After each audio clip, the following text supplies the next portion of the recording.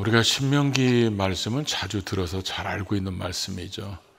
이제 1세대들은 광야 40년 동안 여호수아 갈렙 빼고는 다 죽고 이제 2세대만 남아서 이 사람들이 모압 평지에 모아놓고 이제 요단강을 건너가기 직전에 광야 40년을 돌아보면서 모세가 이들에게 가나안 땅에 들어가서 어떻게 살아야 되는지 40년을 돌아보면서 지침을 내려주신 그런 하나님의 말씀입니다. 오늘 8장 1절은 그 중에서 결론입니다. 오늘 내가 명하는 모든 명령을 지켜라. 그리하면 너희가 살고 번성하고 또 하나님께서 너희의 조상들에게 맹세하신 땅에 들어가서 그것을 차지하리라. 이렇게 네 개의 동사를 연속으로 사용하면서 하나님 말씀에 순종하면 반드시 얻고 누리게 될 것이다.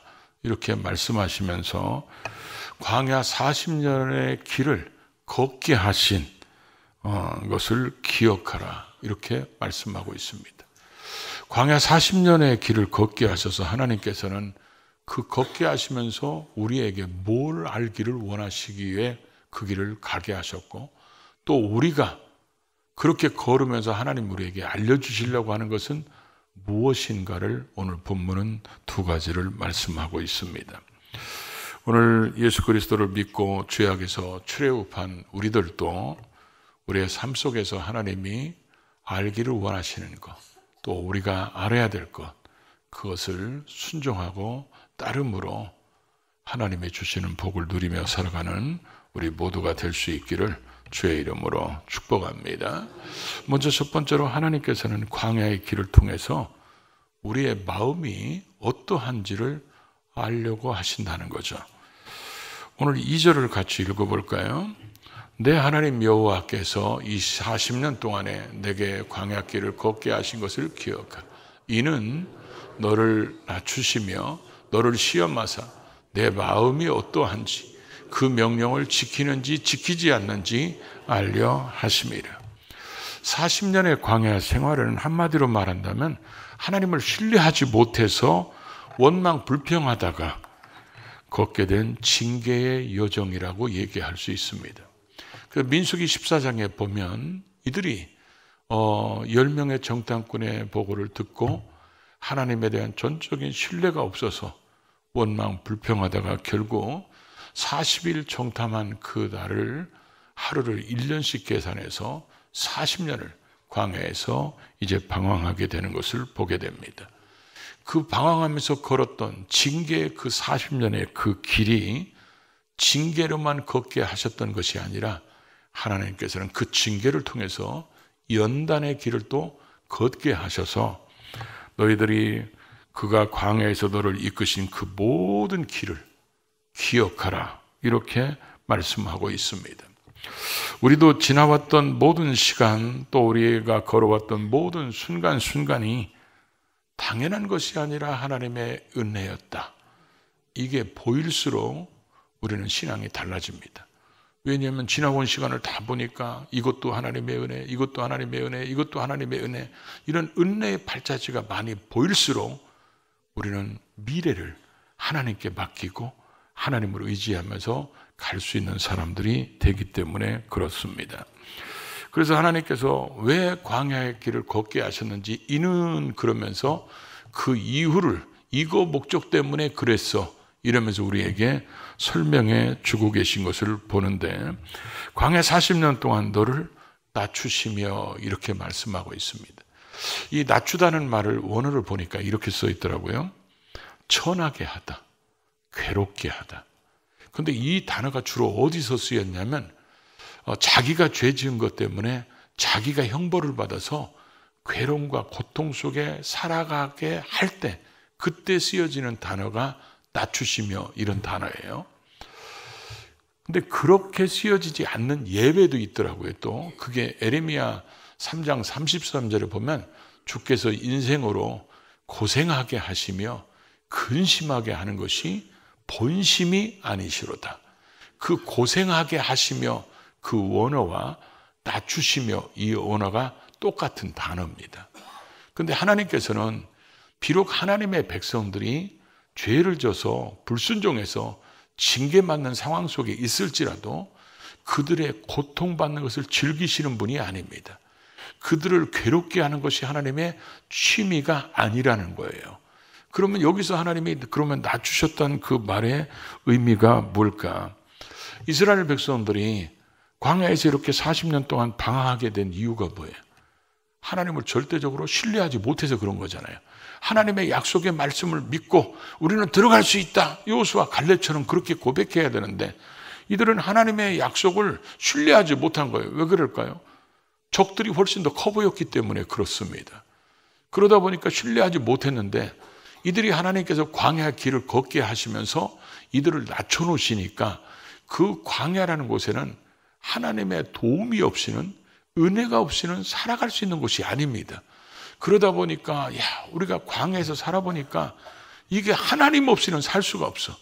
그러다 보니까 광야 길을 하루하루 지내면서 하나님을 의지할 수밖에 없고 하나님을 믿을 수밖에 없고 하나님을 바라볼 수밖에 없는 이런 선한 의도로 하나님이 그들을 낮춰놓으셨다. 그런 의미의 말씀이라는 거죠. 그래서 낮춰놓고 그렇게 낮춰놔서 그런 연단의 과정을 거치면 하나님이 그 다음에 뭐냐? 이제 시험해 보는 거예요. 이게 이제 검증을 해봐야 돼. 진짜로 그렇게 됐는지 안 됐는지 하나님이 시험해 본다는 거예요. 그래서 너를 낮추시고 너를 뭐요? 시험하사. 하나님이 테스트 해보는 거예요. 여러분, 하나님이 아브라함에게 왜 이삭을 번제로 드리라고 그랬죠? 하나님이 주신 거 하나님 앞에 드릴 수 있는지 보고 싶습니다. 이삭이 얼마나 귀엽게 생겼을까요? 아브라함이 볼 때는. 그러니까 이삭에 대한 그 사랑이 하나님이 질투심을 느낄 정도로 하나님보다 이삭을 더 사랑하는 것 같아. 그러니까 하나님은 어떤 사랑이 우선순위인지 확인해 보고 싶은 거예요. 그래서 아브라함에게 이삭을 드려라. 그랬더니 아브라함이 드립니다. 아브라함이 드렸던 이유가 뭐예요? 하나님의 말씀을 절대적으로 신뢰했기 때문에 그렇습니다. 하나님이 왜 그러냐? 이삭을 통해서 내 아내 사라에게서 난 그 이삭을 통해서 내 씨가 창대하게 되고 번성하게 될 것이라고 약속했는데 이삭을 번제로 드려서 죽으면 그 약속이 거짓말이 되잖아요. 그럼 하나님은 이삭을 통해서 한다고 했으니까 반드시 이삭을 다시 뭐요? 살려낼 거라고 히브리서 11장 17절에 보면 이미 부활을 믿었어요. 이삭이 죽고 번제로 드려서 죽은 다음에 하나님이 또 다른 자식으로 이삭을 대신하면 그건 이삭이 아니에요. 뭐라고 그랬죠? 삼삭이나 사삭이죠. 그건 이삭이 아닙니다. 그러니까 하나님은 반드시 그렇게 하시는 하나님이에요. 그래서 하나님이 아브라함을 시험해 보려고 테스트하려고 하나님이 그러셨다는 거예요. 지금 하나님께서 우리도 있었을 때 하나님이 있을 때 주신 것으로 있게도 하시고 때로는 그것을 낮추셔가지고 그 낮춰진 그 환경 속에서도 하나님을 섬기는지 안 섬기는지 제대로 하나님을 인정하는지 그걸 하나님은 뭐요? 알아보고 싶은 거예요. 그래서 하나님께서 우리에게 낮춰놓으시고 하나님이 우리한테 뭐요? 시험하신다는 거예요. 그래서 낮추심과 시험의 목적이 뭐라는 거예요? 하나님의 말씀을 지키는지 안 지키는지 보고 싶은데 그 앞에 뭐가 붙어 있죠? 내 마음이 어떤지. 그러니까 내 마음이 어떤지가 굉장히 중요한 의미를 담고 있어요. 왜냐하면 하나님이 저와 여러분의 마음을 아실까요? 모를까요? 대답이 소곤소곤해져 이게. 하나님은 우리의 생각하는 것도 다 아신다고 그랬어요. 그렇게 다 알고 계신 하나님이 내 마음이 어떤지 지키는지 안 지키는지 알려고 했다. 이 말씀의 의미가 뭘까요? 그것은 하나님이 예를 들어서 이런 거죠. 제가 어떤 일을 해야 돼. 어쩔 수 없이 해. 마지 못해 해. 억지로 해. 의무적으로 해. 할 수 없으니까 해야 돼. 먹고 살라니까 해야 돼. 이렇게 하는 거와 기뻐서 하는 거, 감사해서 하는 거, 행복해서 하는 거하고 같을까요? 다를까요? 다르죠. 하나님은 그러니까 우리가 겉으로 딱 드러났을 때 마지 못했는데 했어. 이런 걸, 이건 하나님을 섬기는 게 아니라는 거예요. 하나님을 섬기는 것은 어디부터 출발해야 돼요? 마음에서부터. 그 마음이 하나님을 하나님으로 인정하고 하나님을 하나님답게 섬기고 하나님을 사랑하는 그 마음에서 자원에서 나오는 그런 감격, 감동 속에서 하나님을 섬기기를 하나님이 원하시는데, 너희를 낮춰놨을 때, 너희가 환경을 좋아하실 때는 나를 섬겼어. 그럼 환경이 나빠지면 나를 섬길 수 있느냐? 그걸 하나님이 낮춰놓고 우리의 마음을 테스트해 보신다는 거예요. 그렇기 때문에 우리가 살아가다가 우리의 삶 속에 어려움이 오면 하나님이 다 알고 계시고 다 보고 계시고 다 듣고 계신 하나님이 우리를 낮춰놓으셨다면 반드시 그 어려울 때 하나님 앞에 우리의 마음을 잘 보여드려야 됩니다. 그러니까 하나님은 이삭을 번제로 아브라함아, 아브라함아, 이제 네가 나를 경외하는 줄 보여? 내가 안다는 거예요. 그러면서 하나님이 그것을 중단시키셨잖아요. 그래서 우리는 이런 모습을 보면서 하나님을 하나님답게 섬기면서 내가 어떤 상황에 있든지 간에 여전히 하나님은 우리의 하나님이고 내가 사랑하는 하나님입니다. 이렇게 그 마음을 알고 싶으셔서 우리를 낮춰놓으실 때가 있다는 거예요. 그 다음에 두 번째는 하나님이 또 우리에게 뭐라고 하냐면, 야, 이거는 네가 좀 알았으면 좋겠다, 이렇게 하시는 것이 3절이에요. 3절을 같이 읽어볼까요? 너를 낮추시며 너를 줄이게 하시며 또 너 알지 못하며 내 조상들도 알지 못하던 만나를 내게 먹이시는 것은 사람이 떡으로만 사는 것이 아니요 여호와 입에서 나오는 모든 말씀으로 사는 줄을 알게 하려 하심이라. 이 3절을 우리가 많이 듣던 말씀이죠. 예수님께서 마귀에게 시험 받을 때, 그때 돌을 떡으로 만들어 먹으라고 그럴 때 이 말씀을 인용하셔서 마귀를 물리치셨어요. 그런데 이 말씀이 와우용법이라고 그러죠. 계속해서 이어지는. 그래서 너를 낮추시며 너를 줄이게 하시며 너를 알지 못하며 내 조상들도 알지 못하는 만나를 내게 먹이셨다. 이 만나가 뭐예요? 만나가 이스라엘 백성들이 만나를 처음 보고 나서 뭐라고 했냐면, 이 작것이 뭐냐? 왜냐하면 꿀섞은 과자 같기도 하고 이게 하늘에서 내려오고, 그러니까 이게 뭔지를 모르니까 이게 뭐냐? 그게 만나예요. 근데 이 만나가 언제 내렸죠? 이스라엘 백성들이 출애굽할 때 아마 그들은 쌓아올 수 있는 식량은 다 써왔을 겁니다. 그래가지고 이제 엘림을 지나서 이제 지나가는데 식량이 점점 떨어집니다. 저 어렸을 때 보면 어르신들이 얘기하는 걸 보면 겨울에 눈 오기 전에 우리가 꼭 뭐 하죠? 김장합니다. 그리고 추수해서 쌀을 방아쪄 가지고 집에 갖다 놓습니다. 그래서 김장도 해놨다, 무는 땅속에다 묻어놨겠다, 고구마도 묻어놨겠다, 그러고 나서 뭐요? 쌀도 방아쪄서 갖다 놓겠다. 눈 됐다 쌓여도 그분들은 걱정 하나도 안 해요. 왜 그래요? 먹을 게 쌓여 있으니까 눈 와도 괜찮다는 거예요. 이스라엘 백성들도 눈에 보이는 식량이 풀수록 계속 늘어나면 절대로 원망 안 했을 거예요. 근데 식량은 점점 줄어드는데 광야는 식량을 구할 수 있는 곳이 뭐요? 없어요. 그것도 한두 명도 아니잖아요. 어디서 식량을 구해요? 구할 수가 없어. 그러니까 이제 식량이 떨어져 가니까 이들이 과거를 돌아봅니다. 그러면서 애굽에서 고깃가마 곁에서 고기 좀 뜯을 때가 좋았는데 차라리 그때 여호와께서 우리를 거기서 죽였으면 우리가 이렇게 식량 때문에 굶어 죽지는 않을 텐데. 그래서 여호와를 원망 불평합니다. 그래서 그때 출애굽한 둘째 달 15일 날 그때부터 이스라엘 백성들에게 만나가 내리기 시작합니다. 그러고 나서 이들이 언제 또 만나가 그치죠? 가나안 땅에 들어가서 가나안 땅의 소산물을 먹은 다음 날부터 만나가 끊어집니다. 근데 하나님은 오늘 3절을 통해서 그 만나를 주신 목적을 얘기하고 있어요. 그 목적이 뭐예요? 사람이 떡으로만 사는 것이 아니요 여호와의 입에서 나오는 말씀으로, 모든 말씀으로 사는 줄을 알게 하려고 그런다는 거예요. 여러분, 사람은 떡으로 살아요. 그렇죠? 여호와의 말씀을 듣지 않는 사람들은 뭐로 살겠어요? 떡으로 살지. 그럼 여호와의 말씀을 듣는 우리들은 말씀으로만 삽니까? 아니잖아요. 그것도 아니에요. 그러니까 우리는 지금 이 말씀에 의도하신 바가 뭐냐면, 그래서 제가 이게 어떤 원어 번역을 한 것을 보니까 이렇게 써 있더라고요. 오직 떡의 기반 위에 사람이 있는 것이 아니라 여호와의 입에서 나오는 모든 말씀의 기반 위에 사람이 있는 것을 너희로 알게 하려고 하셨다. 이렇게 써놨어요. 그러니까 삶의 목적이 먹고 사는 것이어서는 안 된다는 겁니다.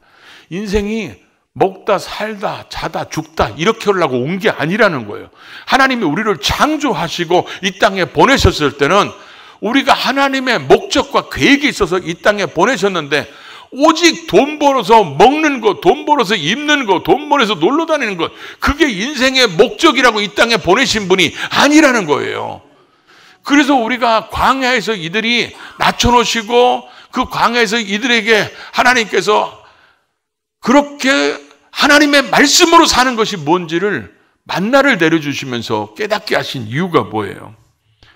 인생은 하나님의 말씀을 들으면 하나님이 누구신지를 알게 되고, 우리를 왜 이 땅에 보내셨는지, 왜 우리를 창조하셨는지, 창조의 목적이 뭔지, 여호와를 경외하는 것이 우리의 인생의 목적이라면 우리를 찬송을 부르고 하나님을 예배하기 위해서 우리를 불러주셨기 때문에 우리의 삶의 모든 우선순위는 말씀이어야 되고, 우리의 삶의 모든 가치관의 기준은 하나님 말씀이어야 되고, 우리가 어떤 방향을 정할 때 그때마다 항상 기준이 하나님의 말씀으로 살아가는 그들 속에 하나님께서 공급하시는 떡을 누리면서 살아가는 것이, 그게 진정한 하나님의 백성들의 모습이라는 거예요. 그러니까 우리는 세상 사람들하고 삶의 목적이 전혀 다르다는 것이죠. 그래서 하나님께서 오직 떡만 위해서, 떡을 위하여, 육체만 위하여, 인간적인 방법으로 이렇게 사는 게 아니라, 하나님의 백성들은 영적인 존재이고 영혼을 가진 사람들이기 때문에 하나님의 말씀을 듣고 그 말씀의 가치에 따라서 살아가는 사람, 이걸 되라고 만나를 내려주셨다는 거예요. 그럼 여러분, 오늘날 만나가 뭐예요? 하나님 말씀이잖아요. 하나님 말씀을 우리가 자꾸 들을수록 하나님 우리에게 원하는 삶이 뭔지를 알게 되는 거예요. 그래서 우리가 살아가면서 우리의 삶은 하나님 중심으로 살아야 되고 하나님을 위해서 사는 것이고, 그러면 하나님이 우리의 삶 속에 하나님이 예비하신 것들을 부어주심으로 떡을 누리며 살아가는, 떡만 쫓아가는 게 아니라 하나님이 순종하는 자들에게 주시는 떡을 누리는 삶을 살도록 하기 위해서 우리에게 만나를 주셨다는 거죠.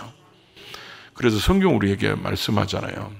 사랑하는 자여, 내 영혼이 잘됨 같이 내가 범사가 잘되고 강건하기를 내가 원하노라. 자, 예를 들어서 이 말씀이, 제가 그래서 이런 얘기를 합니다. 범사가 잘 되고 강건하고, 여기만 잘 되면 성경적으로 보면 저주받은 거예요. 왜냐하면 범사가 잘 되고 강건하고 지옥 가봐요. 그게 하나님이 원하시는 삶입니까? 아니잖아요. 우리가 영혼이 잘 돼가지고 하나님과 소통도 잘 되고 하나님이 보내신 목적도 알고 우리가 어떻게 살아야 되는지를 다 알고 있는 우리들에게 범사가 잘 되고 강건하게 하나님이 하시면 우리의 삶이 하나님 영광을 위해서 쓰임받는 삶이 되고, 주신 걸 누리고 베풀고 나누며 이 땅에 주의 이름으로 아름다운 흔적을 남기는 것이, 이게 하나님이 원하시는 삶이잖아요. 하나님은 그래서 영혼이 잘 돼야 범사가 잘 되고 강건하게 하나님이 주시는데, 영혼이 잘 되지 않아서 범사는 엄청 잘 되고 너무 강건하고, 이것 때문에 신앙이 좋아지는 사람은 창세 이후로 거의 없어요. 그러니까 하나님이 우리로 하여금 낮춰놓으시고 만나를 먹게 하셔서 하나님의 뜻을 이루도록 만들어 주신다는 거예요. 그래서 우리는 이런 걸 보면서 지금 우리의 삶이 하나님의 말씀이 우선순위인지, 여러분의 모든 가치관이 하나님의 말씀인지, 어떤 상황이 와도 어떤 상황에 있어도 우리는 말씀 따라가는 신앙인지, 우리는 하나님이 우리에게 알기를 원하신 그 말씀대로 살아서 마침내 복을 주려고 하는 그 복이 우리 것이 될 수 있기를 주의 이름으로 축복합니다. 그러고 나서 세 번째 보면 하나님이 광야길을 걸을 때도 언제나 은혜로 함께 하십니다. 왜 그러냐? 이 광야는 지금 이스라엘 백성들은 징계 중에 있잖아요. 징계의 길을 걷고 갔는데 하나님이 은혜를 베푸시지 않으면 광야는 은혜 없이 살 수 없는 것일 뿐만 아니라 은혜를 베풀어 주셔야 징계를 통해서 깨닫게 되고 회개하게 되고 회복해 가게 되고 다시 일어나게 되는데 징계 중에 은혜를 끊어버리면 절대로 회복되지 않고 회개하지 않습니다. 그래서 오늘 4절에 보면 뭐라고 말씀하고 있습니까? 4절에 보니까 이 40년 동안에 내 의복이 헤어지지 아니하였고 내 발이 부르트지 아니하였다. 우리 성경만 읽으면 이런 생각이 들어요. 내 의복이 헤어지지 않았다. 그럼 여호수아 갈렙 같은 경우 옷을 딱 입어서 겉옷이 이불처럼 쓰잖아요. 그 사람들은 옷이 헤어지질 않아. 그럼 이 옷을 몇 년 입어? 40년. 옷이 헤어지지 않아서 40년 입은 것처럼 보여지는데 이게 원어의 의미를 보면 그런 의미가 아니고 하나님께서 하나님의 공급하심이 끊임없이 계속되니까 그들이 의복이 오래돼서 닳아서 없어질 때까지 입은 적이 없다 그런 얘기예요. 그러니까 그들이 옷이 닳아서 그렇게 되면 새 옷을 입을 때가 되면 새 옷을 입을 수 있는 모든 것들을 하나님이 공급해 주시고 그러니까 그들에게 그 광야 속에서도 하나님의 은혜는 여전히 뭐예요? 계속해서 공급되고 있다는 거예요. 그리고 그들의 발이 부르트지 않았다? 부르트는 게 뭐예요? 물이 차는 거잖아요. 많이 걸으면 발에 물이 차가지고 물집이 잡히잖아요. 근데 여기서는 그런 의미보다는 물론 물집도 안 잡히게 하실 수도 있지만 신발이 헤어지지 않게 하신다는 거예요. 하나님께서 그 신발이 떨어지면 다른 걸로 바꿀 수 있는 재료를 계속해서 하나님이 뭐요? 공급해 주셨기 때문에 그렇다는 거예요. 그러면서 5절에 보면 그러죠. 사람이 자기 아들을 징계한 같이 여호와께서 너희를 징계한 것이니까 너희는 이것을 생각하라. 지금 이스라엘 백성들이 징계를 통해서 하나님이 가르치고 계시는 거예요. 그래서 하나님이 낮춰놓으시고 만나를 주시고 그래서 그 속에서 징계 속에서 연단을 하셔가지고 하나님이 그들로 하여금 하나님께서 원하시는 것이 무엇인지 우리로 하여금 알게 하신다는 거예요. 그래서 6절에 가서는 또 그렇게 말씀합니다. 내 하나님 여호와의 명령을 지키라. 그 길을 따라가며 그를 경외할지라. 그 길을 따라간다는 말의 의미가 뭐냐면 말씀이 가르쳐주는 방향으로 가라. 말씀 따라서 여호와를 경외하라. 그러면 마침내 내게 뭐요? 복을 주실 것이다. 우리는 예수 그리스도를 믿음으로 죄악 세상에서 출애굽한 그리스도인들입니다. 하나님께서 우리도 광야길을 허락하실 때가 많습니다. 우리가 가지고 있는 것들 중에서 낮춰놓으시는 거예요. 그 낮춰놓은 것 때문에 하나님을 더 찾게 되고 의지하게 되고 믿게 되고 우리가 의지했던 것을 내려놓고 이제 하나님을 붙잡게 만들어 놓으십니다. 그리고 우리에게 시험해 보는 거예요. 그 마음이 그렇게 됐는지 안 됐는지 확인해 보는 거예요. 그러고 나서 계속 우리에게 만나를 주십니다. 말씀을 주십니다.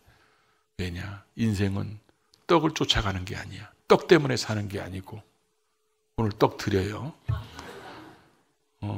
떡을 위해서 사는 게 아니라 하나님의 말씀의 가치관을 가지고 말씀 쫓아 살으면 떡을 다스리도록 하나님 우리에게 베풀어 주신다는 거예요. 그렇게 살 때 마침내 너를 낮추시고 너를 시험하셔서 복을 주시려고 했던 그 복이 우리 것이 될 수 있습니다. 그 복을 누리며 간증하는 우리 모두가 될 수 있기를 주의 이름으로 축복합니다.